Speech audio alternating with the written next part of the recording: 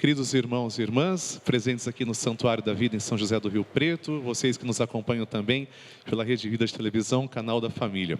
Gostaria de partilhar também que hoje estou muito feliz de estar aqui na presença de vocês e nessa casa, na qual também trabalho e fico muito honrado de fazer parte dela. Vocês perceberam que a liturgia de hoje, ela apresenta um pouco de paradoxo. Repararam que a resposta ao Salmo responsorial era: sou eu quem tiro a vida, sou eu quem faz viver. É por isso que nós estamos hoje sendo convidados a meditar sobre a primeira leitura de Naum. Quem foi Naum? Naum foi um dos 12 pequenos profetas. E Naum, hoje ele está, através da sua profecia, com uma linguagem de seu tempo, falando sobre uma cidade que representava todo o poder de opressão, todo o poder de escravidão, e essa cidade tinha um nome, era Nínive. Nínive era a capital do Império Assírio. E Nínive ficou em ruínas, isso no ano 612 a.C. Para o reino de Judá, existia então uma concepção de que Nínive era todo o poder, toda a extrapolação da autoridade, tudo que escravizava o ser humano, e o reino de Judá, perante Nínive, pouco podia resistir. Nós estamos falando de um povo que sofreu muito, sofreu demasiado nas mãos dos assírios, mas que aqui Naum está dizendo uma mensagem de esperança. O reino de Judá vai sobreviver. Deus não esquece o seu povo, e é isso que eu gostaria de partilhar com vocês primeiramente. Deus nunca vai esquecer o seu povo. Tanto que a profecia aqui, ela é uma profecia antes da destruição de Nínive, fala que a cidade de Nínive será destruída, arrasada. É claro que o profeta aqui, na linguagem de seu tempo, tem uma imagem de um Deus um pouco vingativo, um Deus que pune, um Deus que faz justiça com as próprias mãos, mas nós sabemos que o rosto de Deus é misericórdia, é o rosto de Jesus. Só que para a gente entender o que o profeta quis dizer, é preciso voltar a seu tempo.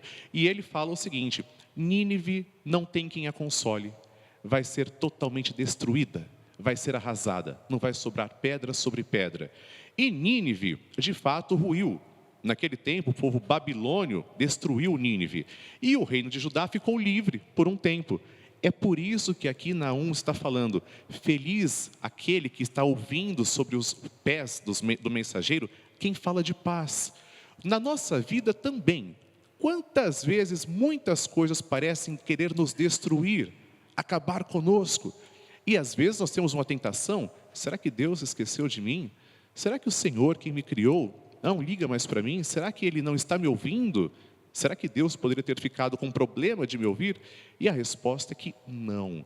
Deus nunca se esquece do seu povo. O mesmo Senhor que aqui está dizendo que está se vingando de Nínive, é o Deus da misericórdia, é o Deus que te ama. Mas então vem a pergunta: por que Deus está permitindo com que nós passemos pelo sofrimento? Meus irmãos, não é fácil dar todo o sentido para todo o sofrimento humano. Nós não temos todas as respostas, mas uma resposta nós temos: todo sofrimento humano passa também, é chamado a passar pela cruz. Por isso que o Evangelho de hoje apresenta Jesus, que está dizendo: se alguém quer me seguir, tome a sua cruz, renuncie a si mesmo e venha atrás de mim. Vamos para o contexto do Evangelho de hoje. Vocês se recordam o que o Evangelho de ontem falava? Ontem foi a profissão de fé de São Pedro. Jesus perguntou para os próximos: o povo fala que eu sou fulano, que eu sou ciclano, mas e vocês, meus amigos, vocês que estão próximos de mim, quem vocês dizem que eu sou? E aí São Pedro, o porta-voz da comunidade, Pedro é sempre primeiro, no Evangelho sempre quando vão apresentar os nomes dos apóstolos, Pedro vem primeiro.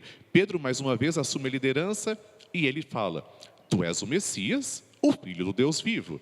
Então Jesus fala: feliz és tu, Simão, porque não foi uma coisa humana que te revelou isso, mas foi alguém divino, foi o Espírito Santo. E aí ele faz a promessa: tu és Pedro, sobre esta pedra construirei a minha igreja e as portas do inferno nunca poderão vencê-la. Isso aconteceu ontem, só que o Evangelho de hoje é a continuação de ontem. Pouco depois dessa promessa de Jesus, ele começa a falar, o Senhor fala que vai sofrer. Jesus entra em Jerusalém e começa a sofrer. Fala sobre a cruz, fala sobre ser rejeitado, sobre ser humilhado. E quando São Pedro ouve isso, ele fala: não, Senhor, que isso nunca te aconteça, que o Senhor nunca permita que uma coisa dessa aconteça ao Senhor. Jesus olha para ele, que tinha tentado repreender Jesus, e repreende Pedro. Vai para longe de mim, Satanás. Não é que ele está falando de Lúcifer, não está falando do demônio. Satanás é o que divide. Ele está falando, vai para longe de mim, porque ali Pedro teve uma interpretação puramente humana. Não estava vendo com os olhos de Deus. E essa tentação de um messianismo frágil, um messianismo somente de um Cristo glorioso, somente de um Cristo que não passa pela dor, não condiz com o cristianismo verdadeiro. Ora, nós olhamos para a cruz e vemos ali, na cruz, o gesto maior de amor. Os braços abertos que transpassaram são os mesmos braços que amaram tanto a humanidade. E nós sabemos que Jesus ressuscitou. Só que a gente lembra, inclusive na Páscoa, de maneira muito perfeita, não existe o ressuscitado sem o crucificado. Não existe. Nós todos adoramos o Senhor glorioso, e Ele é glorioso. Mas nós temos que também atentar que não existe o ressuscitado sem aquele que sofreu. E o caminho, é isso que ensina o Evangelho para nós hoje. O caminho para seguir Jesus, ele não diz que ninguém é obrigado. Ele pergunta, vocês querem me seguir? Querem? Muito bem. Então, tome a sua cruz e venha atrás de mim. E isso não é fácil. Muitas vezes, quando chega o momento da gente pegar a nossa própria cruz, isso se torna difícil, demasiado custoso para nós. Como a gente pode pegar a cruz a cada dia? Cada um sabe a cruz que carrega. E Deus nunca dá uma cruz maior do que nós podemos carregar. Nunca. O Senhor, Ele permite algum sofrimento na nossa vida, mas com limitação. Ele nunca dá uma cruz maior do que eu posso carregar. Se eu devo carregar a minha cruz, eu devo renunciar a mim mesmo. Ah, padre, mas o que significa renunciar a mim mesmo? Você, quando foi criança, por exemplo, a partir de um exemplo muito prático, né? Quando você foi criança, provavelmente os seus pais disseram para você, isso pode, isso não pode. Nem tudo que eu quero, nem tudo que eu tenho vontade, eu posso realizar. A não ser que eu cresça de uma maneira mimada, me torne uma pessoa mimada, uma pessoa que não tem consequência das coisas, sem responsabilidade. Então eu também tenho que lidar com o meu não. Agora a gente pensa, quantas vezes, pergunte para si mesmo, para o seu coração, quantas vezes você já pediu alguma coisa para Deus e Deus não te atendeu? Quantas vezes aconteceu isso? E Santo Agostinho diz que Deus não vai nos atender se for para o nosso mal, se for para causar algum mal. Quantas vezes o que eu peço para Deus, porque a gente se baseia, né, num texto bíblico, tudo que pedir em meu nome será concedido. Mas a gente pede, às vezes, coisas que não podemos ter. Às vezes nós pedimos coisas, por exemplo, quantas vezes pediram vingança? Muitas pessoas já pediram vingança. Até teve alguns episódios que são lamentáveis, de gente que se atreveu a pedir, eu quero celebrar essa missa por um pedido de vingança. Isso é absurdo aos olhos de Deus. É claro que Deus não vai atender, porque Deus não é aquele sobre o qual nós nos debruçamos e pedimos, eu quero isso, eu quero aquilo. Deus não é um balcão. Deus é o ser supremo de amor absoluto. Por isso que Ele não nos atendeu. Também quando somos crianças, às vezes não somos atendidos. E assim nós renunciamos à nossa própria vontade. Opa, olha aí a chave teológica de compreensão para a leitura de hoje. Renunciar a si mesmo significa renunciar às próprias vontades. Eu tenho, enquanto ser humano, eu posso ter um trabalho, eu posso ter uma casa, eu posso ter um carro, e tudo isso é de direito. Mas quando eu coloco essas coisas acima de Deus, e quando essas coisas começam a me separar de Deus, eu tenho que pensar, eu devo renunciar ao que me separa de Deus ou não? Não é que a casa, que o trabalho vai necessariamente te separar de Deus, mas às vezes, eu chamo atenção para isso, às vezes as pessoas colocam a sua própria esperança só no bem material, só na casa, só no carro, só no trabalho, e se esquecem de Deus. O exemplo contrário, nós temos aqui com os apóstolos. Os apóstolos tinham sonhos em comum. Vamos também lembrar da santa de hoje, Santa Teresa, ou Santa Edith Stein. Ela nem acreditava em Deus. Uma vez, numa biblioteca, ela viu sobre a vida de Santa Teresa d'Ávila. Ela não desistiu de ler o livro, passou a madrugada toda lendo. Ela era de origem judia. Chegou no dia de manhã, ela se converteu. E foi religiosa, carmelita. E hoje nós estamos celebrando ela que deu a sua vida. Foi morta nos campos de concentração nazistas.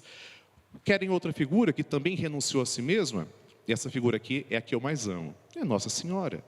Gente, uma adolescente entre 14 até 18 anos, com média de 16 anos, Maria tinha sonhos. Maria também queria viver a sua própria vida. E então o anjo aparece para ela e diz: você vai ser a mãe do Salvador, você, inclusive, vai ter a espada transpassando o seu coração. Ela podia dizer não, se ela quisesse, porque Maria foi predestinada. Predestinada significa Deus tinha um plano para ela e elegeu ela a mais perfeita das criaturas. Ela poderia ter negado, se ela quisesse, mas ela disse: não, eis aqui a serva do Senhor, faça-se em mim segundo a tua palavra. E ainda São José, diocese aqui de São José do Rio Preto, olha o modelo de São José. Gente, São José com certeza queria ter uma família grande, como era costume do seu tempo. Ele aceitou não ter nenhum filho de sangue, aceitou se casar com uma moça que já estava grávida, mas ele aceitou porque ele renunciou a si mesmo. Renunciar à própria vontade. À toa? De jeito nenhum. Renunciar à própria vontade porque nós percebemos que Deus quis assim. Quis que fosse dessa forma. Hoje eu lanço só essa reflexão. O que Deus quer também que eu renuncie? O que Deus deseja que eu também diga não? Você vai ter a resposta, cada um tem a sua cruz. Mas que eu posso dizer sim para Ele e não só para a minha vontade. Esse é o ponto de reflexão e o que a liturgia da palavra quer comunicar para nós hoje. Gostaram da homilia? Ficou clara? Que bom! Louvado seja nosso Senhor Jesus Cristo.